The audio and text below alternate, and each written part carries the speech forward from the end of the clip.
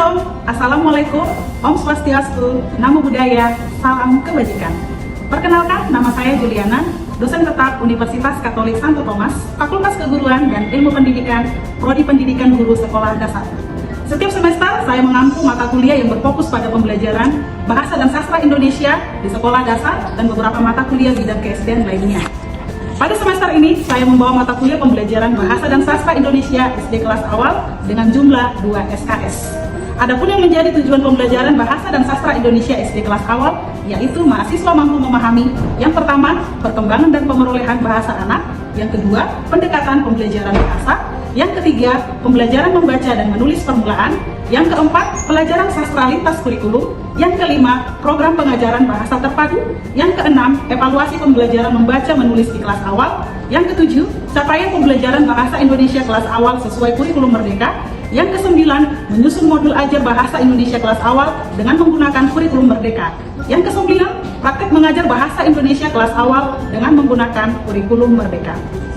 Adapun yang menjadi capaian mata kuliah ini yaitu yang pertama, menunjukkan sikap dan tanggung jawab atas pekerjaan sendiri di bidang bahasa Indonesia SD kelas awal secara mandiri. Yang kedua, memiliki pengetahuan tentang perkembangan dan pemerolehan bahasa anak, pendekatan pembelajaran bahasa, pembelajaran membaca dan menulis permulaan, pembelajaran sastra lintas kurikulum, program pengajaran bahasa terpadu, evaluasi pembelajaran membaca dan menulis di kelas awal, capaian pembelajaran bahasa Indonesia SD kelas awal, penyusunan modul ajar bahasa Indonesia kelas awal, praktek mengajar bahasa Indonesia SD kelas awal. Yang ketiga, mampu menerapkan kurikulum, pendekatan, strategi, model, metode, teknik, bahan ajar, media, dan sumber belajar yang inovatif sebagai calon guru di sekolah dasar pada pembelajaran Bahasa dan Sastra Indonesia SD kelas awal, serta mampu menunjukkan kinerja mandiri, bermutu, dan terukur. Yang keempat, mampu mengembangkan dan menerapkan materi perkembangan pemerolehan bahasa anak, pendekatan pembelajaran bahasa, pembelajaran membaca dan menulis, pelajaran sastra lintas kurikulum, program pengajaran bahasa terpadu, evaluasi pembelajaran membaca dan menulis di kelas awal, capaian pembelajaran bahasa Indonesia SD kelas awal, penyusunan modul bahasa Indonesia SD kelas awal, serta praktek pengajaran bahasa Indonesia SD kelas awal. Pada video pembelajaran, saya menggunakan student center learning melalui diskusi, pembelajaran kolaboratif, dan menggunakan pendekatan saintifik dan metode SQ3R untuk mempermudah mahasiswa memahami materi yang saya sampaikan dan sesuai dengan tujuan pembelajaran. Adapun sistem penilaian yang saya lakukan adalah penilaian yang bersifat holistik, terdiri dari penilaian sikap, yaitu nilai karakter dan kedisiplinan mahasiswa selama mengikuti perkuliahan sesuai dengan kesepakatan kelas dan pada saat pemberian kontrak kuliah. Yang kedua, penilaian kinerja, keaktifan dan partisipasi mahasiswa di kelas pada saat mengikuti pembelajaran. Yang ketiga, penilaian produk, mahasiswa memiliki produk makalah dan materi yang sudah ditentukan, rancangan modul ajar sesuai dengan kurikulum merdeka, dan video pembelajaran sesuai dengan modul yang sudah disusun, diupload ke YouTube, serta diterbitkan dalam bentuk haki. Selanjutnya, penilaian tes tertulis dilaksanakan sebanyak 2 kali pada saat pertemuan ke-8 ujian tengah semester dan pertemuan ke-16 ujian akhir semester. Adapun komponen dan presentasi serta penilaian yang berlaku di Universitas Katolik Santo Thomas, yang pertama, penilaian sikap dan keaktifan terdiri dari 10%, penilaian tugas individu dan kelompok terdiri dari 30%, penilaian ujian tengah semester 25%, ujian akhir semester 35%. Berikut merupakan video pembelajaran dari materi yang saya ajarkan bersama mahasiswa PGSD semester 2 di Universitas Katolik Santo Thomas. Selamat menyaksikan. Selamat pagi semuanya. Pagi, Bu. Selamat pagi semuanya. Pagi, pagi, pagi, luar biasa, tetap semangat. Hari harus luar biasa ya, tetap semangat. Oke, baiklah. Ada yang tidak hadir? Ada, Bu. Siapa yang tidak hadir hari ini? Ada, Bu. Nah, ada yang tahu kabarnya kenapa tidak masuk? Pagi, Bu. Ya, mudah-mudahan minggu depan sudah bisa bergabung bersama kita ya. Oke, baiklah. Ada yang sudah tahu apa topik materi kita pada hari ini? Ya, ada di depan pembelajaran sastra lintas kurikulum. Namun sebelumnya siapa yang mengingat materi minggu lalu? Ya, materi minggu lalu pelajaran membaca dan menulis permulaan ya. Ya, minggu lalu sudah belajar tentang MMP ya. Jadi minggu ini juga sebelum pertemuan hari ini sudah diingatkan minggu lalu supaya kalian membaca modul ajar ya dengan menggunakan pendekatan SQ3R ya supaya bisa cepat memahami isi modulnya. Oke, baik. Oke, kesepakatan belajar kita masih sama seperti pertemuan sebelumnya ya, supaya selama pertemuan kesepakatan belajar kita seperti pertemuan sebelumnya harus saling menghargai ya selama proses pembelajaran ya, dan juga semua berpartisipasi dan aktif. Oke, baik. Sebelum kita lanjutkan, oke, Ibu mau supaya selama proses pembelajaran ini kalian benar-benar bisa fokus. Coba ambil dulu waktu, Ibu kasih 1 menit. Ambil dulu posisi yang sudah memang siap belajar. Ya, posisimu sudah memang siap untuk belajar ya melalui apa ya? Ambil dulu posisi tenang. Kamu sejenak meninggalkan apa yang menjadi beban pikiranmu supaya di kelas ini kamu hadir seutuhnya ya, supaya berkonsentrasi. 1 menit ya, siapkan hatimu. Oke, baik. Sudah bisa fokus ya? Sudah. Nah, sebelum Ibu lanjutkan, apa yang kamu lihat di dalam media yang ditampilkan di depan? Gambar yang pertama ini gambar apa? Sedang membaca puisi. Ada yang bilang sedang membaca pidato, ya. Jadi yang benar ini apa? Baca puisi, ya bagus. Gambar yang kedua perhatikan ini sedang apa? Iya, mendengarkan cerita. Gambar yang ketiga? Drama. Ya. Jadi sesuai dengan judul kita tadi ya, pembelajaran sastra lintas kurikulum. Apa yang menjadi tujuan pembelajaran kita hari ini? Ya, jadi dari topik kita hari ini, yaitu berharap kalian bisa memahami hakikat pelajaran apresiasi sastra. Yang kedua, tujuan pembelajaran sastra. Yang ketiga, bahan pengajaran sastra. Yang keempat, rambu-rambu yang harus diperhatikan dalam pengajaran sastra. Itu ya, tujuan pembelajaran kita hari ini. Oke, baik. Hakikat pengajaran apresiasi sastra. Jadi kalian harus paham dulu, apa itu kira-kira apresiasi sastra. Ya, harus paham dulu. Ketika membelajarkan sastra kepada siswa, tujuannya untuk apa? Apa tujuannya? Ya, kamu meningkatkan keterampilan dalam berbahasa. Ya. Menikmati karya sastra itu sendiri. Terus apa lagi yang lain? Ayo. Ya, silakan. Meningkatkan literasi. Ya, seperti yang ada di depan ya. Jadi tujuan pengajaran sastra yang pertama meningkatkan keterampilan berbahasa. Ada berapa 4 keterampilan berbahasa? 4. Ayo ini sudah kita pelajari. Yang pertama menyimak, membaca, menulis, baca.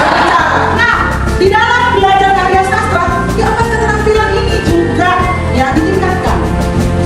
Kenapa? Coba ketika anak berpuisi, keterampilan apa yang ditingkatkan di dalam salah satunya? Bicara, karena bisa diekspresikan secara lisan. Ya. Terus ketika anak misalnya membaca cerita anak, misalnya cerita apa misalnya Sang Kuliah. Nah, keterampilan belajarnya yang ditingkatkan kan? Jadi memang yang pertama itu meningkatkan keterampilan berbahasanya. Ya. Terus yang kedua, di sini mengembangkan citra rasa dan nilai keindahan. Nah, kalau membaca karya sastra itu kita hanya misalnya membaca dongeng. Ya kan ada nilai-nilai keindahan juga, membaca puisi juga. Ketika seorang ya membaca puisi bisa mengekspresikan maksud dari puisi yang beliau sampaikan, ada nilai keindahan kan? Nah, itu tujuan yang kedua. Terus menanamkan wawasan. Jadi maksudnya wawasan multikultural, ragam kebudayaan. Dari nilai-nilai karya sastra yang dibacakan, dituliskan, ya.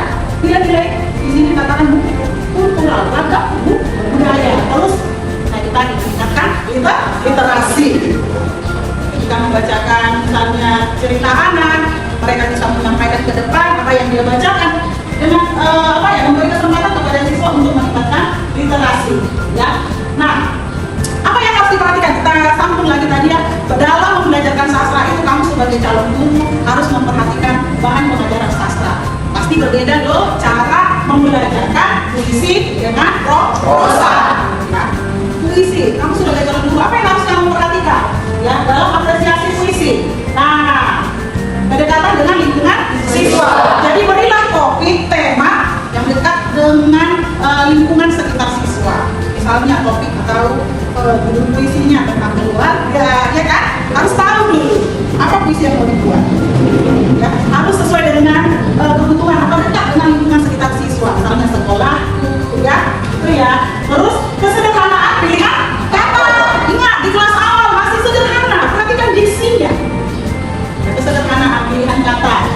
sebagaimana dikatakan lagi yang harus diperhatikan. Yang ketiga, kejelasan pesan dalam puisi. Iya, jadi bukan hanya sekadar disampaikan, bukan hanya sekadar ditulis, tetapi ada nilai yang terkandung di dalamnya.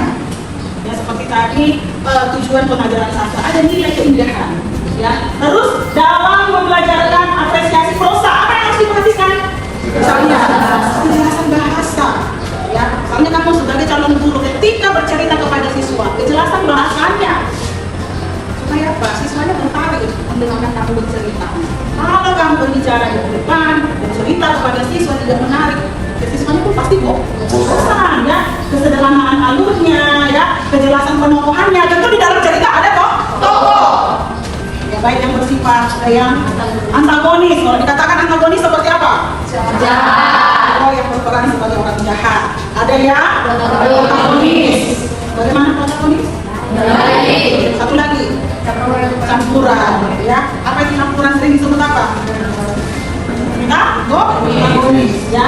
Terus juga ya kejelasan latarnya di mana letaknya atau kalau dikatakan latar, ya tempat terjadinya dalam cerita tersebut, ya latarnya. Nah, begitu juga apresiasi prosa. Ya, apa yang harus diperhatikan dalam apresiasi prosa? Dalam mengajarkan prosa, apa yang harus diperhatikan? Yaitu, ya kejelasan bahasanya, ya temanya, ya dan juga wataknya. Orang yang bergerak, biasanya kalau drama bagaimana orang yang ditontonkan harus jelas juga wataknya, ya. Nah, itu harus diperhatikan. Nah, rambu-rambu pengajaran sastra, ya. Apa yang harus diperhatikan? Rambu-rambu, kalau dikatakan bukan hanya rambu-rambu lalu lintas aja yang ada, tapi rambu-rambu pengajaran sastra. Apa yang harus diperhatikan? Kesabaran, terus kearifan, baru itulah ya yang pertama ya. Ya, kelompok satu. Ayo nanti kelompok yang lain ibu minta untuk menanggapi. Misalnya ibu minta nanti kira-kira nilai moral atau pesan dari puisi yang disampaikan apa? Nanti bergantian ya. Instansi ya. Jadi supaya kelompok yang lain bisa memberi tanggapan. Oke, silakan kelompok satu menampilkan puisinya. Ya, ke depan aja.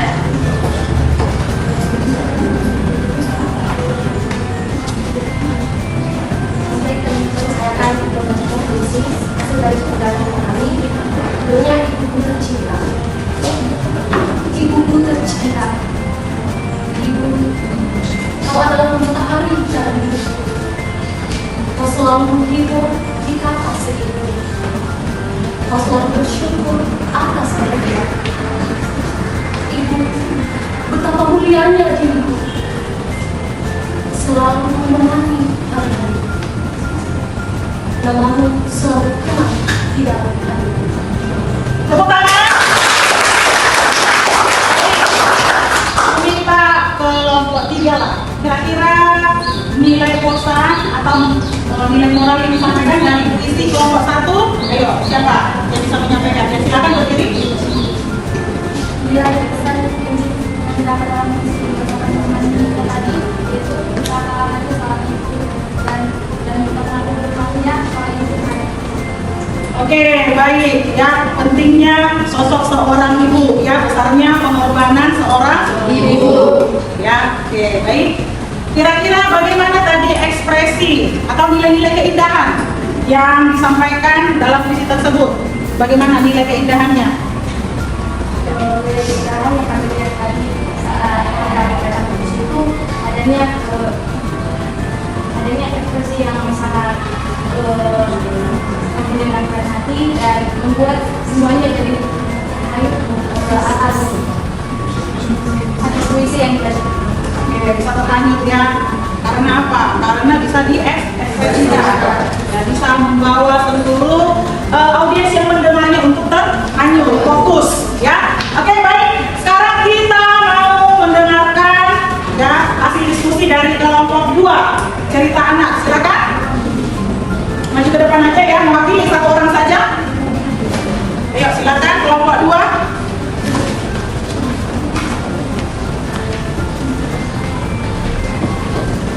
Baik teman-teman, kami akan bacakan cerita yaitu cerita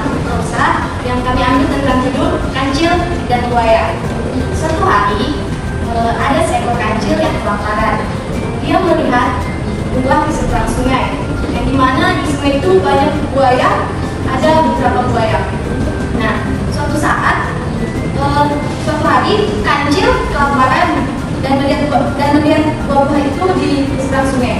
Nah, buaya yang licik menawarkan bantuan kepada si kancil, dan dia berkata kepada si kancil, kancil, jika kamu mau makan buah itu, kami menawarkan bantuan kepadamu. Kami akan membuat jembatan yang mana kami akan tersusun satu persatu di seberang air sungai ini. Nah, terus kancil mempunyai ide juga. Baik, terima kasih. Si kancil tiba-tiba membuat ide di mana dia melompat satu persatu di atas gunung buaya tersebut, dan dia perlahan menipu, dan tidak sengaja dan di dalam sebelumnya itu kancil melompat di atas gunung buaya itu supaya dia bisa menyeberang dan mendapatkan buah tersebut. Nah, dalam dari situ kancil pun melompat di atas gunung buaya. Dia melompat satu persatu dari gunung buaya tersebut yang ada di sungai. Tiba-tiba kancil sudah menyampai di seberang sungai, dan dia melompat di atas batu. Nah, di dalam terus salah satu buaya marah karena kancil tidak menepati janjinya bahwa dia akan menyeberang sungai itu supaya buah tersebut akan menyusahkan kepada mereka. Tetapi kancil lari dari hutan tersebut supaya terselamatkan dari buaya-buaya yang licik. Nah, dalam cerita tersebut kita mengambil pesan moral, yaitu yang dimana kancil adalah seorang cerdas dan licik tapi bisa menyelamatkan diri sendiri. Nah, di dalam cerita tersebut kita mengambil pesan moral yang pertama, cerdas dan licik dapat membantu dalam situasi sulit. Dan yang kedua, jangan mudah percaya pada orang lain, terutama orang yang licik. Dan yang ketiga, selalu waspada dan berhati-hati. Terima kasih. Oke, tepuk tangan. Tadi orang tua sudah menyampaikan pesan moral di dalam cerita anak kancil dan buaya. Ya, sudah langsung disampaikan bahwa kita harus cerdas dalam situasi yang sulit. Ya, tetapi ada juga pesan moral yang harus diperhatikan. Jangan mudah percaya kepada orang lain. Ya, makanya harus bijaksana. Oke, baik, sekarang kelompok 3, silakan. Siapa yang mau menampilkan? Ya, mewakili.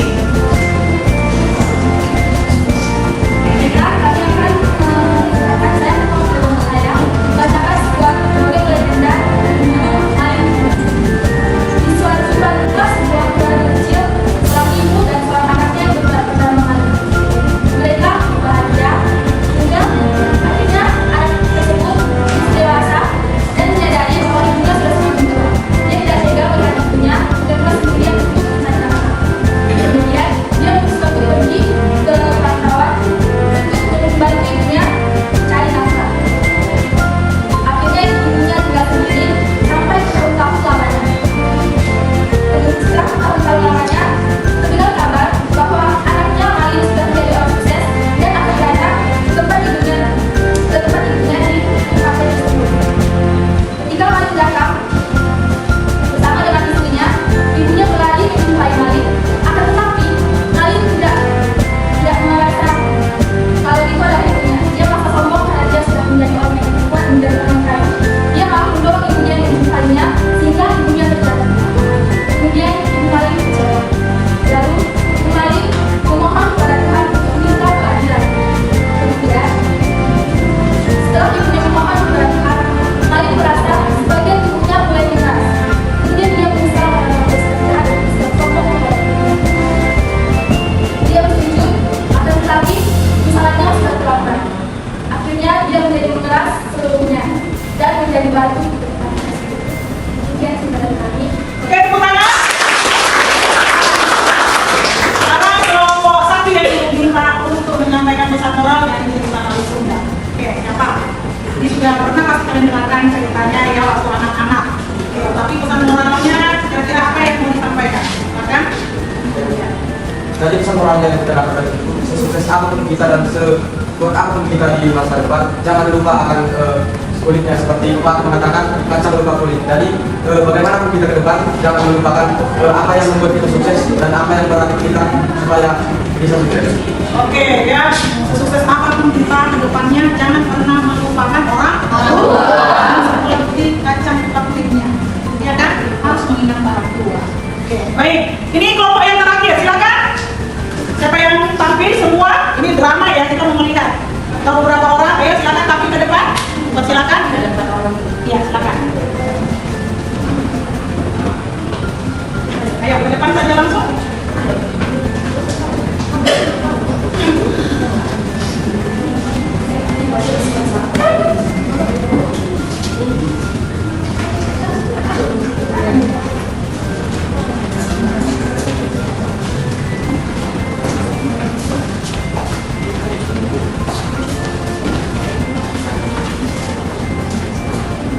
Oke, silakan.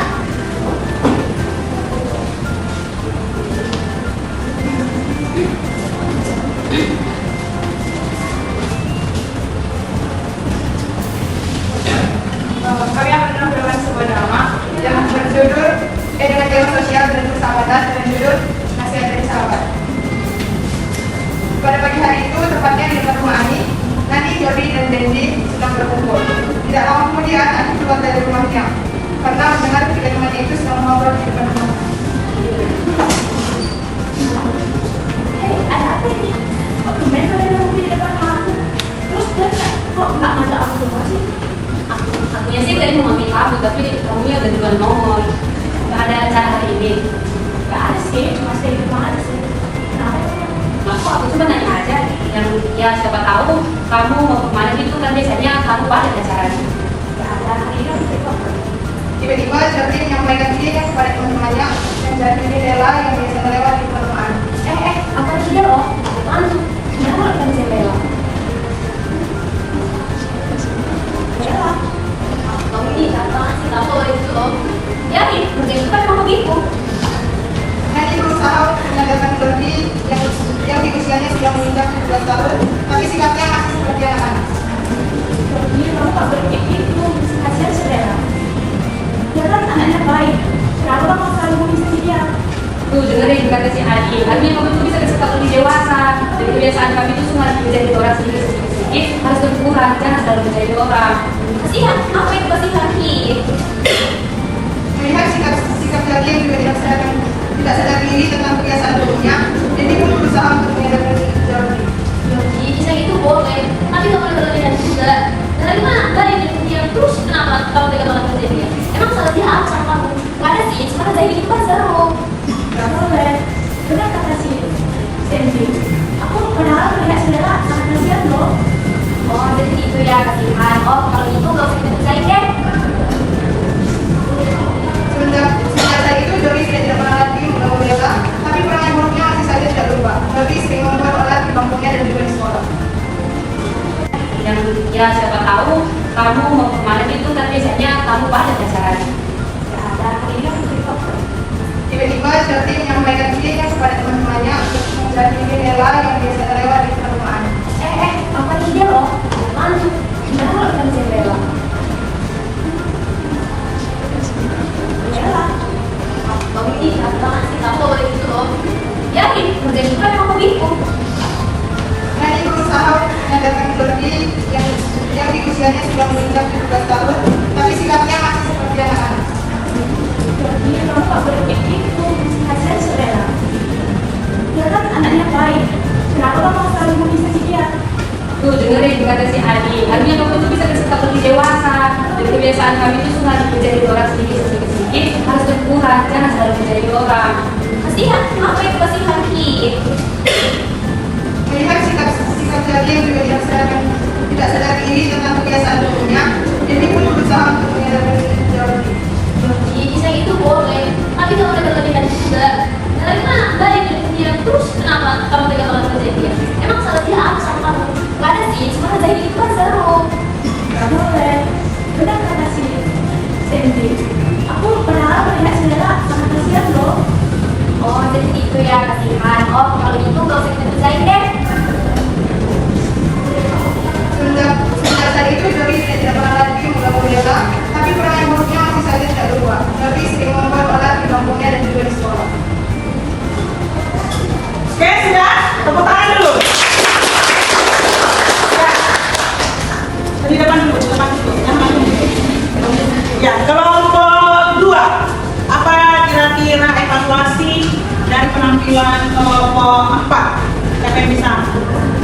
mengevaluasi, memberi masukan, ada?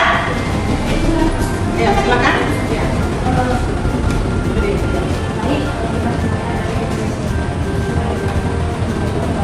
Bagaimana dengan sebuah kami itu harusnya adanya Oke, penguasaan bakatnya ya, dan juga ekspresi yang lebih sungguh-sungguh lagi gitu ya. Ya kalau bisa juga jangan membelakangi. Nah itu ya, jadi nggak apa-apa. Ya berusaha menampilkan dengan baik. Oke, tepuk tangan sekali lagi. Baik. Ya, untuk hari ini ya semua kelompok sudah menampilkan ya karya sastra. Seperti yang sudah dibagikan tadi, semua hari ini bisa memerankan dengan baik, ya baik puisi, cerita, dan juga drama. Nah, kira-kira apa yang kalian dapatkan dari pembelajaran hari ini sebagai refleksi? Oke, dari pembelajaran hari ini apa yang kamu dapatkan? Ada nggak yang bermakna? Apa refleksi untuk hari ini? Ya, silakan. Ya, silakan. Ya, kamu silakan ayo berdiri. refleksi yang saya dapatkan hari ini dari pembelajaran tentang puisi tadi, biasa dan drama. Kalau di puisi itu saya mendapatkan bagaimana menyampaikan puisi itu perlu dengan penghayatan, kepekaan, atau harus benar-benar merasakan apa yang kita sampaikan dalam puisi tersebut. Kemudian kalau prosa tentang cerita tadi dengan wali tunggal, itu saya mendapatkan karena seseorang itu yang seharusnya menikah itu harus menjadi orang yang setia kepada orang tuanya, tidak menjadi lupa asal usulnya atau melakukan yang buruk kepada orang tuanya. Itu juga drama tadi itu begitu sangat luar biasa ya, atas hasil karya teman-teman saya tadi, di mana di setiap bagian mereka itu mereka mendapatkan ada yang protagonisnya, ada antagonisnya, dan terutama antagonisnya ya. Dulu ya, ekspresi antagonis itu memang merasakan sekali orangnya gitu, dan itu menjadi masalah bagi saya juga, karena saya juga bisa belajar sama seperti teman saya yang sudah melakukan itu saja. Oke, pertama. Jadi, ya silakan berefleksi kepada diri masing-masing. Kira-kira pembelajaran bermakna apa yang sudah didapatkan hari ini? Bagaimana kalian sebagai calon guru SD bisa mempersiapkan bahan pengajaran sastra kepada siswa? Ya baik itu puisi, prosa, dan drama. Ya, jadi bukan hanya disampaikan secara teori, namun bisa dipraktekkan supaya kita mendapatkan nilai-nilai keindahan di dalam karya sastra tersebut. Oke, baiklah. Untuk pembelajaran hari ini sudah selesai. Tadi kita buka dengan doa. Mari kita tutup dengan doa. Silakan satu orang memimpin doa. Kita tutup untuk pembelajaran hari ini. Oke, silakan. Baik teman-teman, sebelum kita lanjut ke pembelajaran nanti ada yang belajar doa dan kita bisa berdoa. Tuhan, terima kasih atas kasih Tuhan di mana pembelajaran hari ini berjalan dengan baik. Kami bersyukur Tuhan di mana bisa mengajarkan kami dengan baik dan bijaksana. Terima kasih Tuhan, terima kasih Yesus kita berdoa Tuhan untuk kami. Oke, terima kasih untuk hari ini. Jangan lupa untuk pembelajaran selanjutnya ya minggu depan kita akan belajar tentang pengajaran bahasa terpadu. Silakan dibaca modulnya ya, gunakan dengan teknik SQ3R supaya cepat memahami isi modulnya. Minggu depan kita kembali bertemu ya. Terima kasih untuk hari ini. Selamat pagi.